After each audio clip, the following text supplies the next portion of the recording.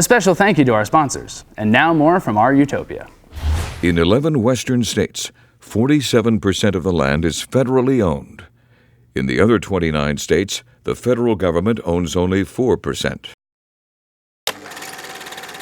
In 1976, the federal government set up the program Payments in Lieu of Taxes, or PILT, which enabled federal payments to local governments that help offset losses in property taxes due to non-taxable federal lands within their boundaries. PILT, Payments in Lieu of Taxes, is the great secret of the Utah legislature and of the state. This is millions and millions of dollars that the federal government pays the state because they are a landowner in the state of Utah, and the checks just pile in. And you never hear a Utah legislator say, "Thank you, federal government, for the PILT payments." They act like it isn't even there. It's there, it's millions of dollars. With the PILT program, federal dollars flow locally. Without federal lands, no PILT money. Less federal lands means less PILT income. Currently, the cost of managing the lands falls on the federal government, so the state gets all the rewards and none of the responsibilities associated with ownership and management. If we had a Washington, D.C. delegation that cared about public lands, really cared about rural Utah, they would stop arguing, "Give us back our land," and they would be saying, "Make the PILT money equal 2017 and 2018 and 2019 prices." If we had a bill that said, just like every other landowner, the federal government ought to be paying their fair share in taxes, at least what agricultural interests pay, then it would be hundreds of millions of dollars more to the state. But our legislature refuses to say increase the PILT money because somehow that hurts them ideologically. That's a big mistake.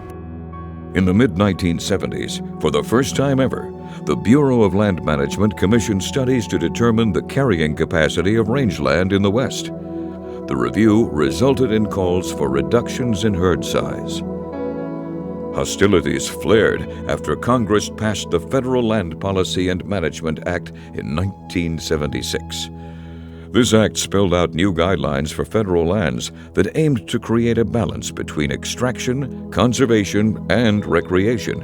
In other words, the land became multi-use. Traditionally, optimizing extractive industries like mining, timber, and drilling was the mandate guiding the federal land managers. That all changed in 1976. The federal laws that shape the management of these lands compel these agencies to look at multiple use and to value wildlife and water resources and cultural resources on an equal playing field with things like mineral and cattle and things like that. And so they don't like that. They don't like that balancing. They want to prioritize extraction and how do we make money, and it's all just, it's hard not to view it as a very short-sighted scheme, that we will all be so much poorer if the state of Utah or local officials have their say over these lands. But it wasn't just the Federal Land Policy and Management Act that turned the tide nationwide. There was a growing discontent in the United States with the way that corporations and industry were polluting the environment. A great man once said, "The best way to protect wilderness areas is to enact legislation." And in this case, he was right again. In the 60s and 70s, you had a suite of environmental laws. I think there was more of an awakening in the United States writ large that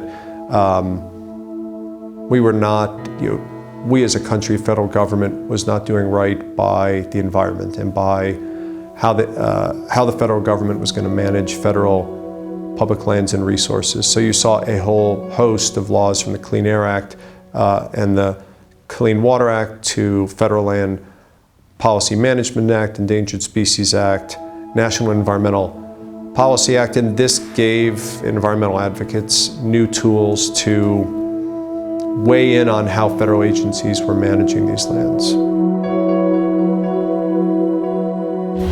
Don't go away. When we come back, more from our Utopia.